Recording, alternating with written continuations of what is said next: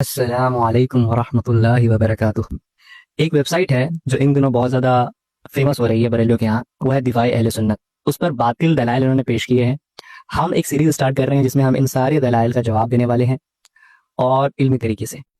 پہلی شروعات ہم کرتے ہیں اس ٹاپک پہ کہ حضور سے مدد حاصل کرنا، یہ پورا ایک سیریز ہے ان کا۔ اس پہ انہوں نے جو بھی دلائل دی ہے، اس بات کو یاد رکھیے کہ ہم قائل ہیں ظاہری مدد کے، لیکن یہاں پہ جو ان کا دعویٰ ہے وہ ہے حضور سے مدد حاصل کرنا، مطلب نبی سے مدد حاصل کرنا۔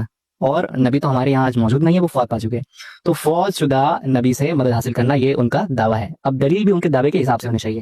پہلی دلیل جو انہوں نے دی ہے کہ عیسیٰ علیہ السلام کی مدد عیسیٰ علیہ السلام کے امت نے کی، تو یہ ظاہری مدد ہے، وہاں پہ کوئی بھی فوت نہیں ہے، ٹھیک ہے، سب زندہ ہے، ظاہری مدد جس کے ہم قائل ہیں، اس میں کوئی ایشو نہیں ہے، ظاہری مدد ایک دوسرے سے ہم لوگ لے سکتے ہیں۔ دوسری بات، ان کا دعویٰ یہ ہے کہ نبی سے مدد لے سکتے ہیں ہم لوگ، لیکن دلیل انہوں نے کیا دیا ہے کہ نبی کی مدد امت کر رہی ہے۔ اب آتے ہیں دوسری دلیل کی طرف۔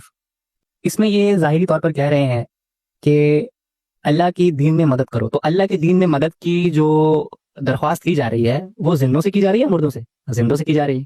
اچھا، یہاں پہ نبی کو پکارنے کی تو بات ہی نہیں ہے، یہاں تو صحابہ کرام نے نبی کی مدد کی ہے، یہاں جو امت ہے ان سے مدد مانگی جا رہی ہے، نہ کہ نبی سے۔ ان کا دعویٰ ہے نبی سے مدد مانگنا، تو یہ بھی فالس ہو گیا ان کا۔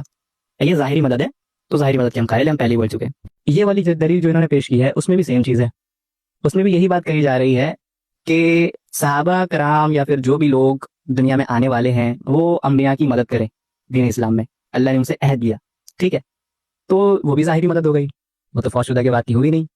پھر یہاں پہ دوسرا پوائنٹ وہی آتا ہے کہ یہاں پہ ان کا دعویٰ ہے نبی سے مدد لینا، لیکن یہاں پہ مدد نبی کی جا رہی ہے، نہ کہ نبی سے مدد لی جا رہی ہے۔ دونوں طرح سے ان کا دلیل باطل ہو چکا ہے۔ یہاں پر انہوں نے جو سورہ تحریم کی آیت پیش کی ہے، اس کے ایک آیت پیچھے ہم لوگ اس کا سیاق و سباق سمجھنے کے لیے جاتے ہیں۔ اس میں کیا آتا ہے کہ اللہ کے نبی نے ایک راز کی بات اپنی بیوی کو بتائی تھی، تو اس بیوی نے دوسری بیوی کے ساتھ اس راز کے بات کو کھول دیا تھا۔ اس پر اللہ تعالیٰ ان کو تنبیہ دیتے ہوئے کہتا ہے کہ اگر تم نے ایسا کیا تو جان لو کہ نبی کا مددگار، ٹھیک ہے، یہاں پہ نبی کے مددگار کی بات کی جا رہی ہے۔ نبی کا مددگار کون ہے؟ اللہ ہے اور نیک مومنین ہے۔ تو یہاں پہ جو دلیل ہے وہ نبی سے مدد مانگنے کی نہیں ہے، بلکہ نبی کی مدد کرنے کی دلیل دے رہے ہیں لوگ۔ یہاں پہ بھی ان کا استدلال باطل ہو گیا۔